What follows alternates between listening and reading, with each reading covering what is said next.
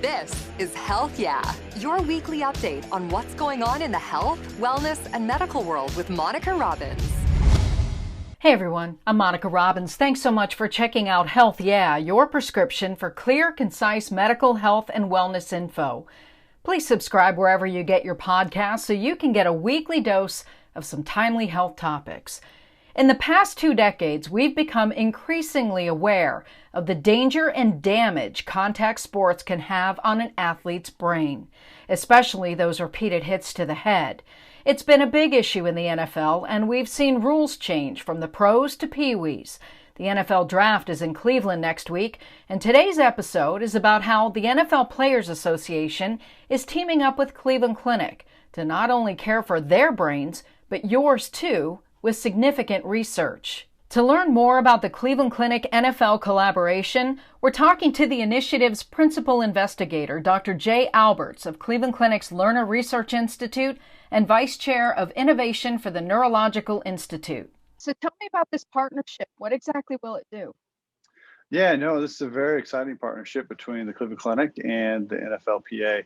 So I think to me, what is exciting about it is that it really makes perfect sense in terms of getting these organizations together to understand brain health and neurological disease, and using artificial intelligence and machine learning to advance our understanding. So the real thrust of the project is how can we identify potential disease markers and neurological disease progression, and markers for that the progression of neurological disease.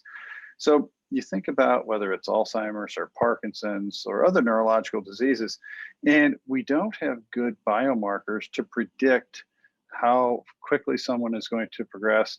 We also don't know then the effectiveness of various treatments and interventions. And so the exciting thing here for us is now we can use machine learning to really accelerate our understanding of one, disease progression, and potential biomarkers that may help us inform the progression of the disease and the effects of various interventions. So for practicality, explain what will you be doing to players? And is this something they have, or is the Players Association saying, no, everybody has to be part of this? Yeah, so great question. And so this project right now won't involve players at all. So, and to me, this is where it's very insightful and forward thinking from the union's perspective, is because right now we have so much data on individuals with neurological disease that really isn't being tapped to its full potential. So none of the projects or none of the models that we'll be developing will be specific to former NFL players or to NFL players. We're using all data from people from the general population. And so that's where, again, I think it's valuable because for many reasons, but one, it's going to inform us in terms of disease and progression, but you also think about where we are, right? We're in Cleveland, and Cleveland is not the reality when it comes to healthcare, right? We have fantastic healthcare here. And if you think of many other individuals with either Parkinson's or Alzheimer's, they may be treated by someone who doesn't have specific training in movement disorders or in brain and neurological diseases. So the end product here really could be a clinical decision support tool that could very much help, or is intended to very much help, those individuals who are being treated in rural or underserved environments. So is the Players Association helping to fund this research? Is that what their involvement is? Exactly right. They are funding the research. They're not providing any data. So when you talk about, artificial intelligence and machine learning, walk me through, what exactly does that mean? Sure. So it means a few different things to different people, right? But fundamentally, what we're going to be doing is we'll take a massive amount of data, health data, neurological data, imaging data potentially, and even other third-party data that might be available. And really, we're building a model to then mathematical model to predict which of these factors are important in terms of who gets Parkinson's disease or who is eventually diagnosed with Alzheimer's disease. And that we tremendous. And the power there is in the amount of data that you have, right? And then the next phase is to understand, well, if someone has Parkinson's disease and they were diagnosed in 2005, one person is progressing or one group is progressing faster than another group. Why is that? And so then we can start to use these different mathematical techniques to understand or create the important features that go into why someone may be progressing faster or slower than someone else. So is it just going to be Alzheimer's and Parkinson's, or are you also looking at ALS and other Yes, neurological diseases? yep, absolutely. So we're looking at neurological diseases fairly broadly. So we're looking at Parkinson's, Alzheimer's, MCI, mild cognitive impairment, dementias, and MS and ALS as well. So can you take that, when you're talking massive amounts of health data, will that include, how many times an individual might have been hit on the head, or It could. It could. Again, it will be dependent upon if we have that information, right? And so that, not sure about how routinely that is recorded in, my health data or your health data, unless there's, certainly motor vehicle accidents, et cetera. But yeah, those will all be factors that we'll also be looking at sleep, exercise, changes in BMI over time, all sorts of data. is this something people can volunteer to be part of, or is this just existing health data that the clinic has? Yeah, no, it's existing health data that we have, and all of this data will be de-identified and will be used to build and inform these different models. And then what can the NFL do with this data, once you get to figuring out, or you come up with your algorithm to figure out how it can be utilized for football or any other sport?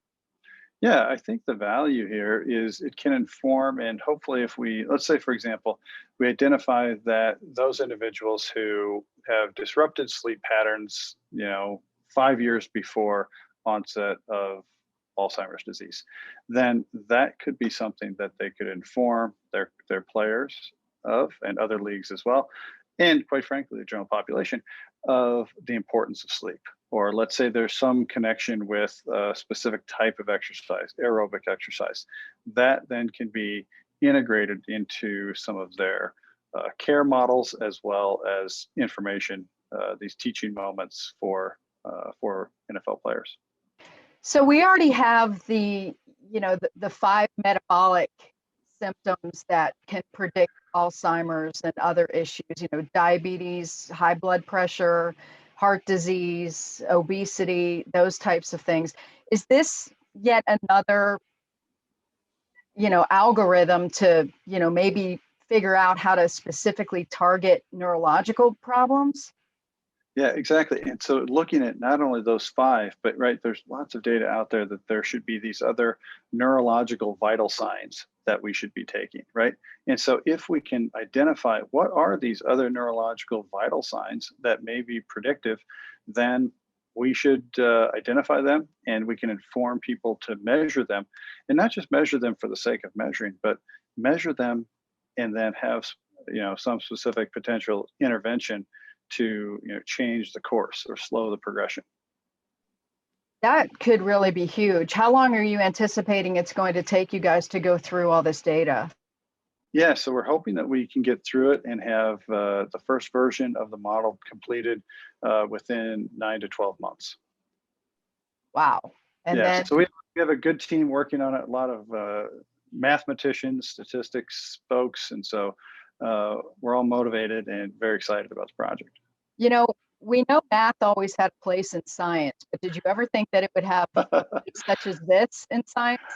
Yeah, I didn't, but we use math all the time. We use different types of math in my lab, but now we're expanding here, and it's very exciting to bring. To me, what's exciting is to bring different people together, right? So the other part here is we're not just creating these models with mathematicians. We have physicians from the Neurological Institute who are also involved, so they can keep us honest in terms of how this is measured, or is it measured in a different way in this population, so that we, again, so that we're using, have a tremendous amount of data. Historically, the problem in using machine learning and machine learning and artificial intelligence in medicine hasn't been the amount of data. It's been the quality of data and understanding what you have. And that's where I'm very excited about having this physician and mathematician partnership that we have going here. So the data you're looking at, is this specific to people with neurological problems, and you're looking at what was going on leading up to it? Yes, so we have a tremendous amount of data there. And then also we're trying to, again, this is where the partnership comes in as we get going. Other groups are going to be bringing their data with them to this sandbox, and we'll combine it to really have a much larger data set of both a healthy cohort as well as a cohort that has neurological disease. What about breaking it down by ethnicity and race and gender, that sort of thing? Yeah, absolutely. Those will all be very important factors. And I think you bring up a great point about race. And so there are some recent papers out there that show that just relying on medical data alone doesn't result in a great model, because what happens is, so take breast cancer or breast screening, for example. Some papers suggested that models suggest there's no value in doing breast screens for African American women. Well, the problem was those studies were done with a data set that had very few African American women, right? So of course you're going to come to that conclusion. So there are different ways that you can account for that in terms of the data, and do different types of analytics to make sure that these models are actually representative to individuals of different ethnicities and such. But give me an example of, in 12 months, we'll be able to say those who had trouble sleeping 5 years before symptom onset, or they were obese, or Sure.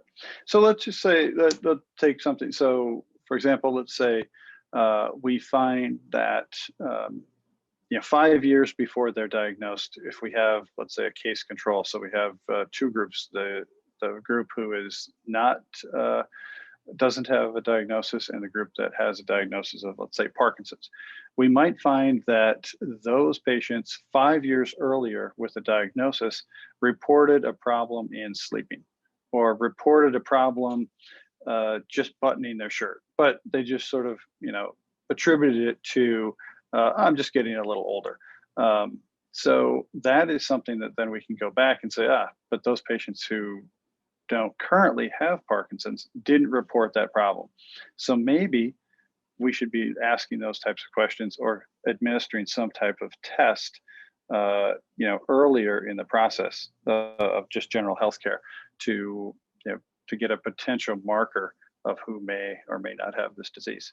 And the value there is, if you can, it's intuitive, right?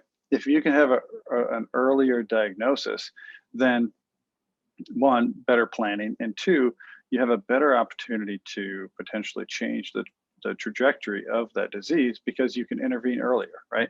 So even the Michael J. Fox Foundation now has a big initiative right now to improve the biomarkers for Parkinson's, because we just don't understand and have a good, reliable marker of disease progression. So I'm hoping that collectively we can sort of get into that space and create and develop some of these informative biomarkers. I remember doing a story with the clinic about testing blood and looking for a particular biomarker relating to concussion.